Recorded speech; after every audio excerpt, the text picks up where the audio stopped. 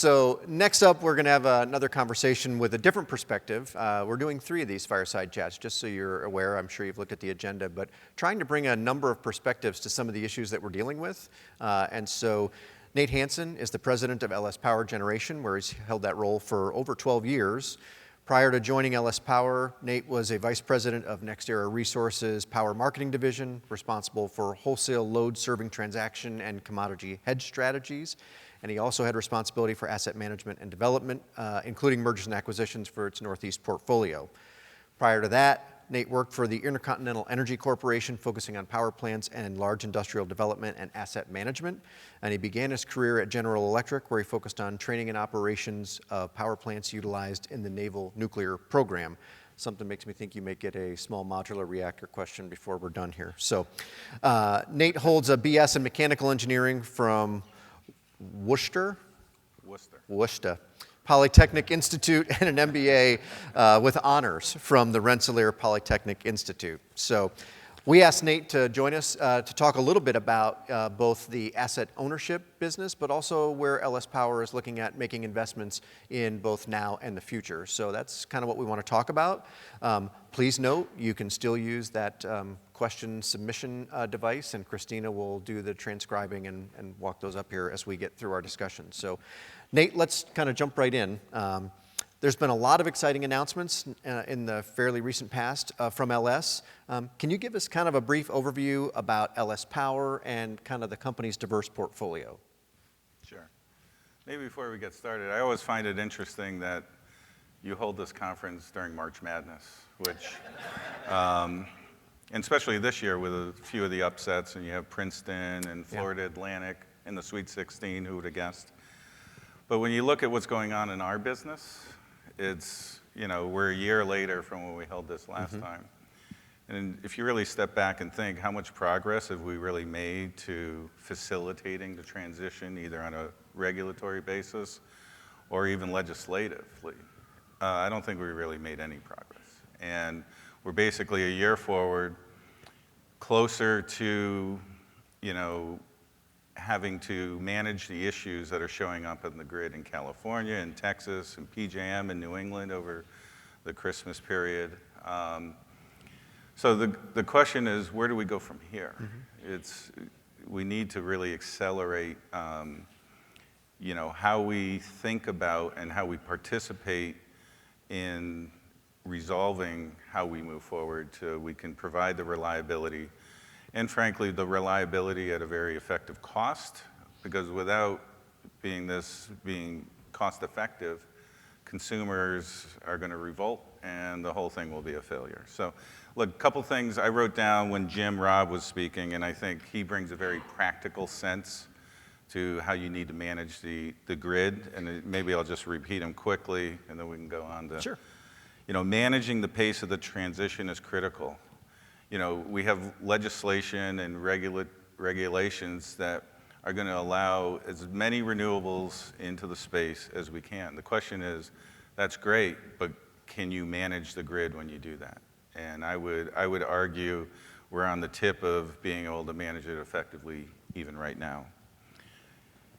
Increasing risk to the grid is just continuing, goes along with the same theme.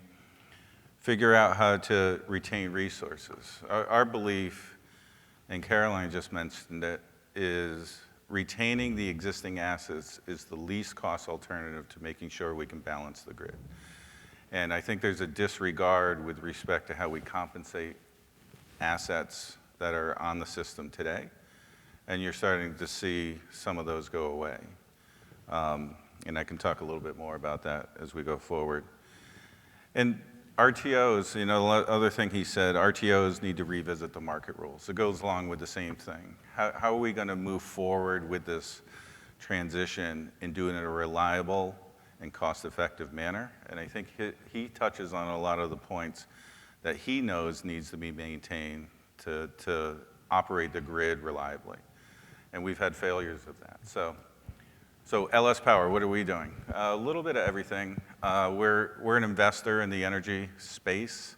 We're a developer, owner, and operator of power facilities and energy services companies. Our portfolio currently consists of about 15,000 megawatts of generation, everything from combined cycle and peaking gas facilities, solar, wind, pump storage hydro, regular run-of-river hydro. And we also own a bunch of, call it energy transition platforms. We own C-Power, which is the largest demand response company in the country. We own EVgo, electric vehicle charging company. We have facilities that produce RNG, either from ag waste or landfill gas. So we're active in that space. And we're active in kind of the microgrid energy efficiency space through a company called Endurant Energy. So we're invested very broadly across the energy spectrum. We also are a very active developer in competitive transmission.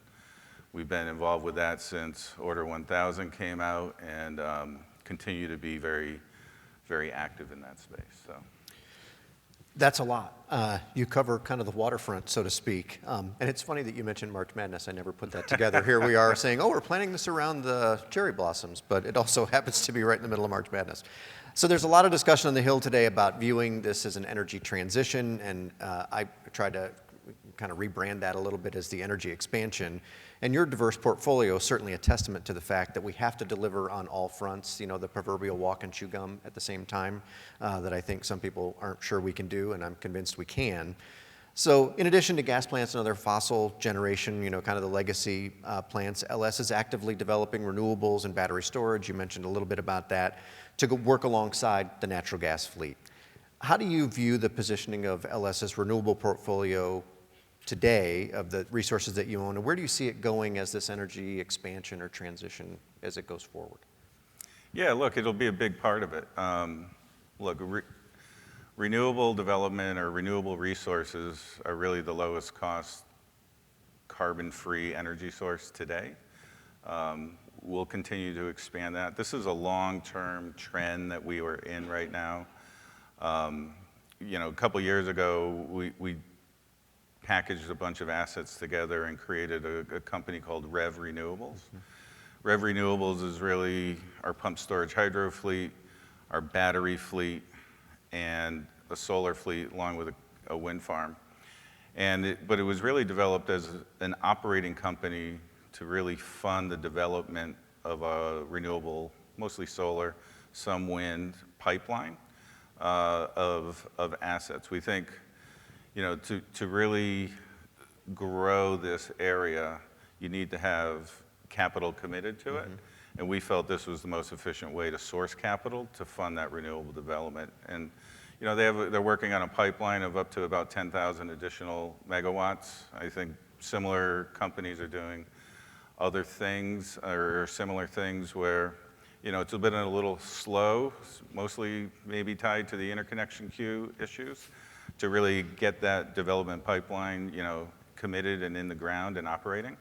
But we think that is going to be an area where we will continue to invest and continue to grow. And I think it's complementary with the rest of our portfolio. You know, we've talked about energy transition, but it's really energy expansion. As soon as you put variable energy resources into the grid, you combine that with electrification, there isn't a study out there in different parts of the country that doesn't say that you need more firm resources as you go forward in time. So continuing to utilize the existing asset base that we have to be able to fill those gaps when the variable energy supply is not working or not generating is going to be critical from a cost effectiveness basis to make sure that we are trying to have as smooth of a transition as we can. So. It certainly sounds like a both and not an either or position. And I think you're putting your money where your mouth is. I mean, you're making those investments based on that thesis. Yep. So with that, you note that ownership is a key value for LS. Can you talk a little bit about what that means when it comes to building and operating the infrastructure that you own and that we all rely on, frankly, as well as investing in new technology and kind of the innovative products and services that help you manage what you own? Sure. Ownership, like at LS Power, and it may be similar to other companies, is, you know, it's almost like if you're going to we make decisions up and down and around our portfolio, everything from day-to-day operations to how we market the power, how we, make investment decisions. It's like taking $1 out of your own pocket. We spend a lot of time, and we think we're a little bit innovative, and we try to notice longer-term trends and act on them in advance of, the rest of the market. We were one of the first to really start developing large-scale renewables out west. We built the first battery in California. We built that on a merchant basis without a contract, and that has led into more development in that area.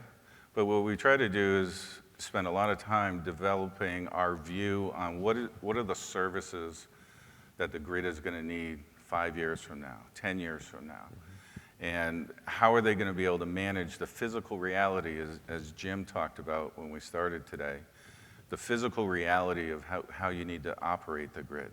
And there are a lot of services out there, and Jim touched on a lot of them, that other services are going to be required, other types of responsiveness, call it. He talked about, we think about it mostly, and the most common thing talked about is responsiveness of assets. So we start to think about that, and then with that investment thesis, we own it. We see a need in 5 years. We will invest in that thesis. We will live with the financial results, and that's how we think about it. But that really is permeated throughout the organization. It really comes down to how do we make decisions day to day, all the way up to kind of the more macro themes around kind of how do we want to invest our capital into this longer-term secular change that we're all working through. Right. And we've talked a lot about renewable generation and kind of where you're thinking about that, but we're also focused on reliability today. And we've heard quite a bit so far, and we're going to hear more about that this afternoon. But what's top of mind for you and for LS Power as you look at how you aim to provide reliable power while still investing in those new resources? We've talked about the both and a little bit, but kind of focus a little bit on how you're navigating those two investment decisions.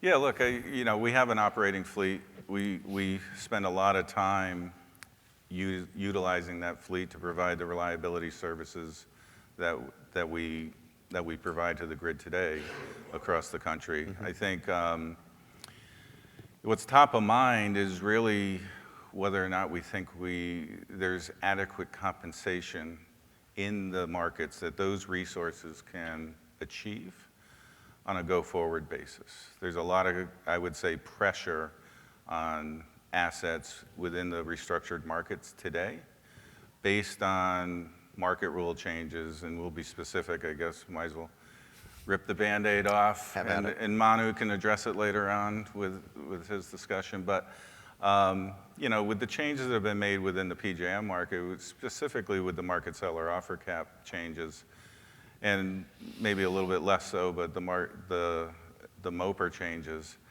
we really have no competitive dynamic. So when we talk about providing reliable energy, we're in those markets. We have a large portfolio in those markets. But without the adequate compensation for these resources, some of these resources will continue to retire. And I think that's not a durable solution.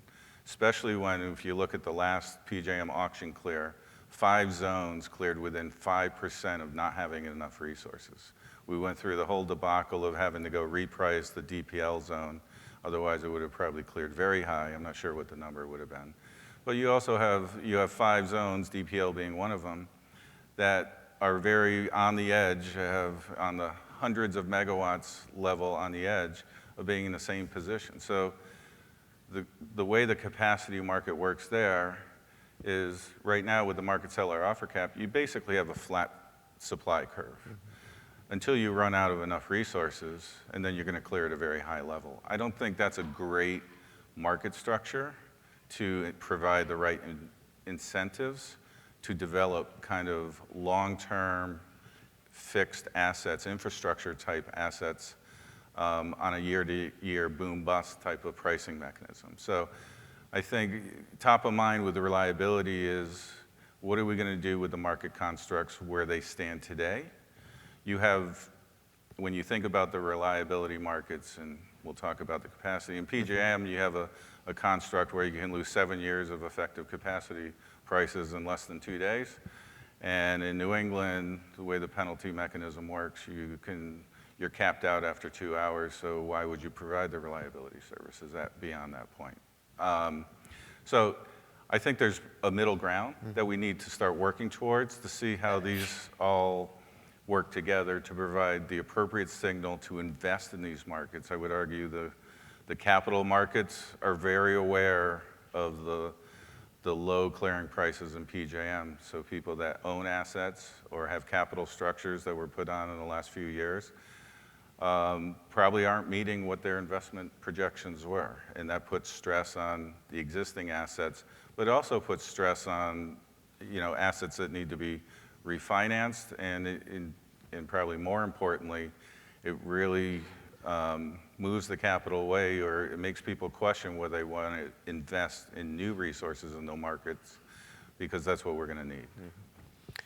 You mentioned that Manu will be with us. That's the first speaker after lunch, so stay around for that. But the report that PJM just did that talks about retirements and really short-term reliability concerns, I think is clearly a real-time red flag. And Jim Robb has talked about this, and they're not alone. MISO has also talked about some of this. And you sort of talked around it a little bit, but as you look at that from your seat, what are some of the market reforms that are fundamentally important to both retain the resources needed for reliability, but to fairly compensate resources that are coming onto the system? Or said another way, to the changing resource mix. I mean, how would you design it, if we blank slate it? Yeah, look, we can go, I've a little bit of a long history here. You can go back to PJM. PJM was probably, you had the most confidence investing in the PJM marketplace, 5, 6, 7 years ago. And, there was a lot of development. And then we went through this period of maybe you have too many resources. But what the renewable space, your variable energy resources bring to the table is a much different operating profile for the grid operators. And trying to, ensure that we can respond to those variable energy gaps is going to be critical for the operators. And we've seen numerous examples now across the country where the grid operators can't maintain the system appropriately. So what we need to do, and it's not one simple thing, it's more of a holistic approach, is really to restore the confidence for the capital markets and the investors in this space, us being a large one in this space, to really want to deploy the capital with some confidence that they're going to get a return on their investment. We're okay from LS Power's perspective.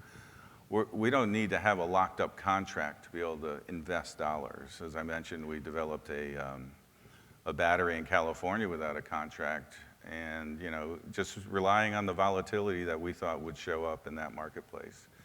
And setting the rules of the road and making sure you can get comfortable relying on them for some period of time, more than a year at a time, is very important to restoring investor confidence. So we can talk about a lot of different changes, whether it be in the energy market, ancillary markets, capacity markets, whatever you want to call them. We can lump them all together.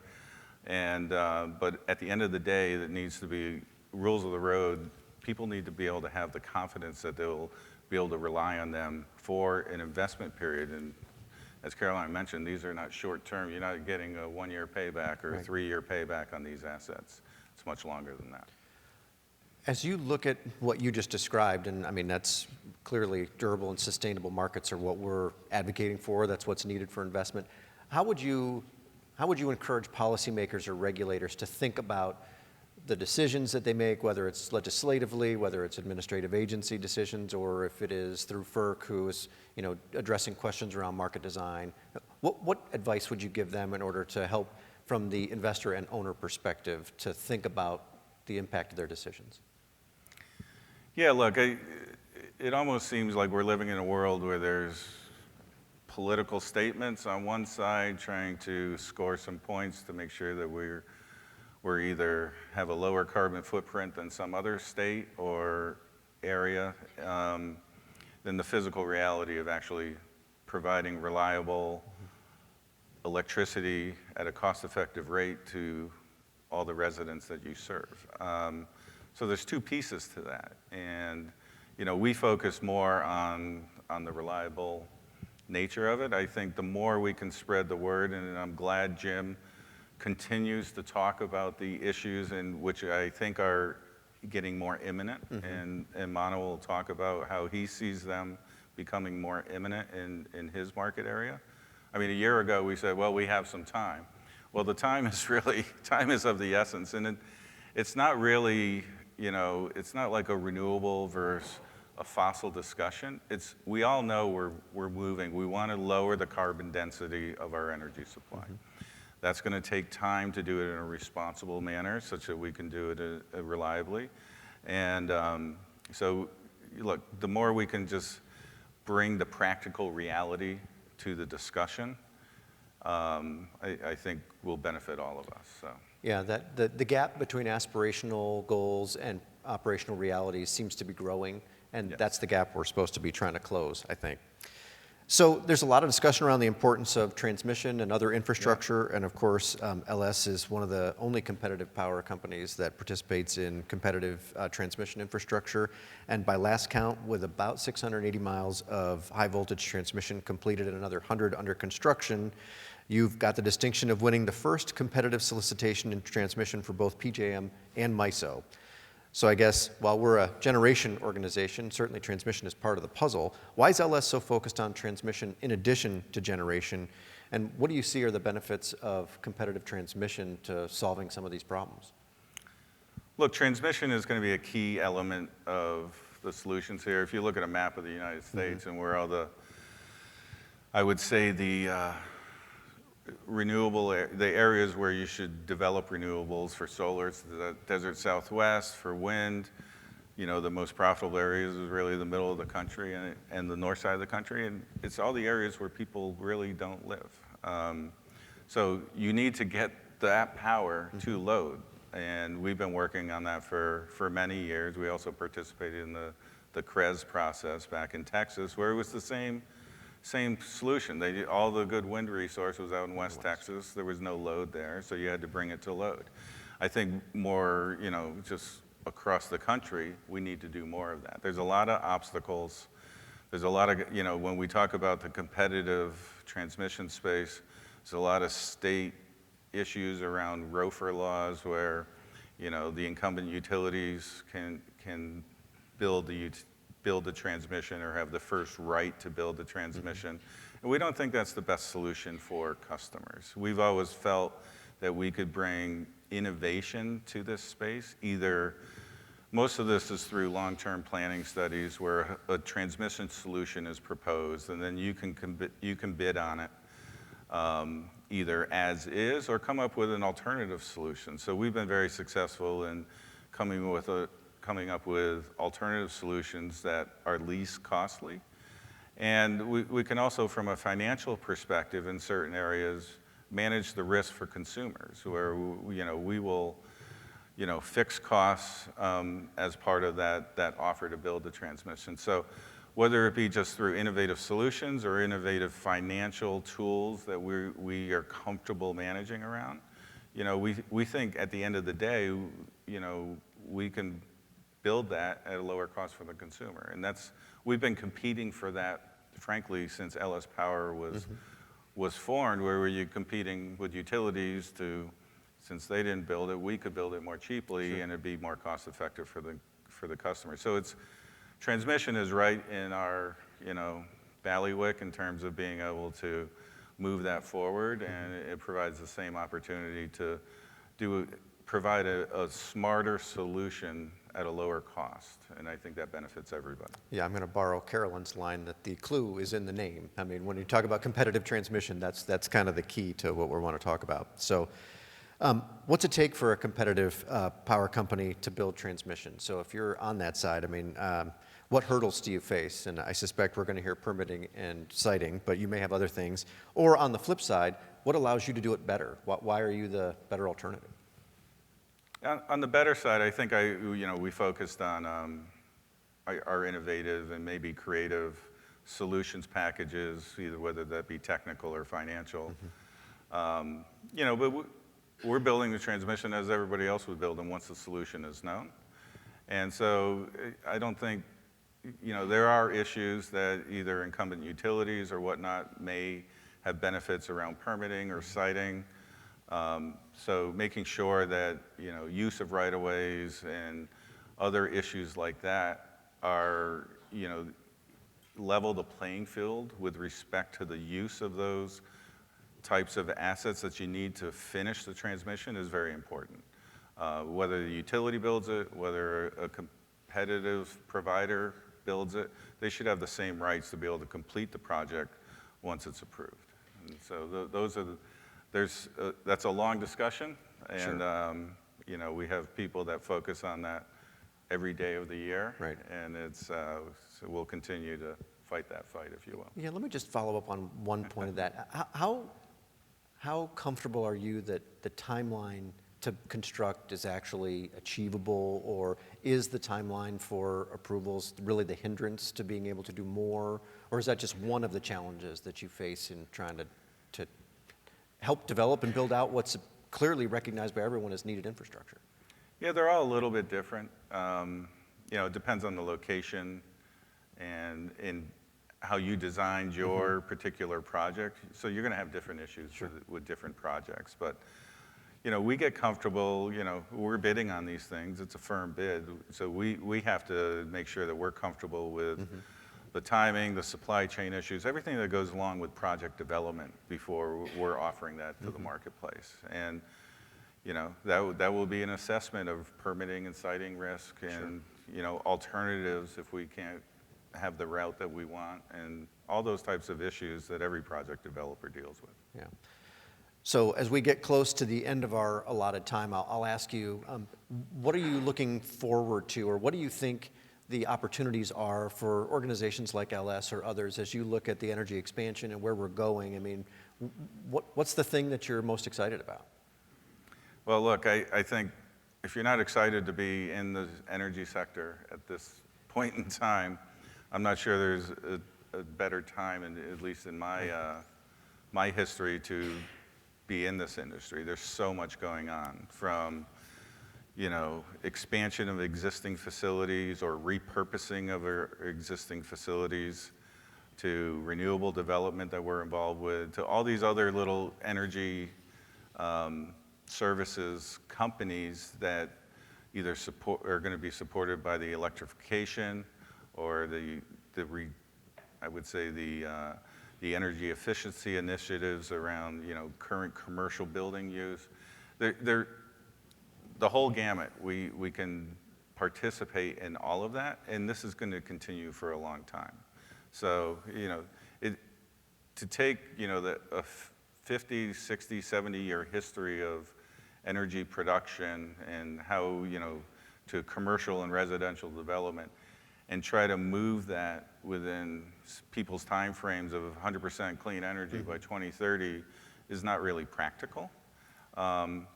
So it's going to be a long-term trend that we will continue to participate in various different manners. And one thing, you know, we think of our assets, we have a pretty large footprint, but like our Ravenswood asset, which is our RISE platform, you know, we really think about it as key infrastructure in New York. One, it's needed now to keep the lights on during peak periods, but over time it's going to change. You know, right now we're contemplating repurposing that. You know, we're involved with an offshore wind proposal where we bring offshore wind into land it at the Ravenswood site, retire one of the fossil sites as part of that, and use its injection capability to power New York City with offshore wind.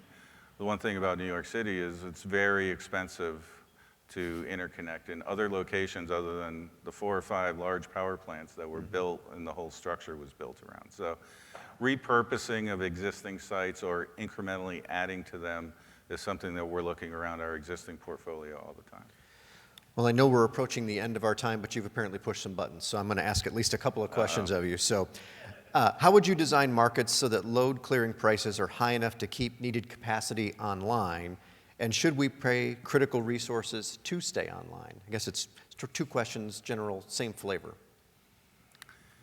Yeah, look, I think at the end of the day, we like to see market constructs that result in prices necessary to support the assets that are needed to provide those services. So when we go down this path of subsidizing existing assets or RMR contracts in some markets, as they're called, we don't think that's a great solution. I think that's a great short-term solution for very localized constraint issues.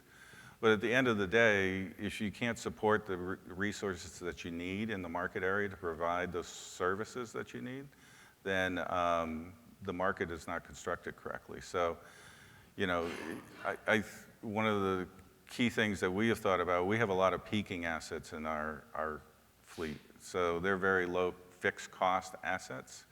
It was really based on a view that over time, you know, we'll go through a trough where we're going to have low clearing prices and low market prices for some time. That'll put the pressure on the higher fixed cost assets, mostly coal, which, you know, have, you know, fixed costs that are probably 3 to 4 times what our peaking assets are. So being able to, I think we can see that, but I think trying to retain assets on a subsidized or manner where the market revenues don't support them is not really a durable solution. So, all right, last one, since we're keeping, right. We're between you and lunch. So what type of conditions? That's good, I'm starving. Good. Well, what type of conditions do LS or investors need to invest capital in new or existing thermal resources? Or what conditions are missing maybe in ISO or RTO markets, including decisions by their regulators? I mean, what do you see there? Look, we do invest in existing fossil assets. We don't think the current market's constructs support new build, but they do support lower valuations of those assets, and we continue to acquire those assets in the various markets that we're looking at. But again, I think the point for the regulators and the RTO operators is we really need to develop this, you know, market construct that really supports retaining the assets that you need to operate the system. We are fully open to having the RTOs say, this is what we want. This is what we're going to need to operate the grid reliably. And then let us respond. You know, that may require us to, you know, shut down some of our assets and invest in others. But I think we're in the crossroads of not getting clear direction in terms of what the grid operator needs and will need 5 years from now, 10 years from now. It's not specific enough for us to make investment decisions in. And we really need to focus on changing that process so that there is clear, you know, a clear direction, more transparency, and to let the market participants figure out how to best solve that problem that they're dealing with.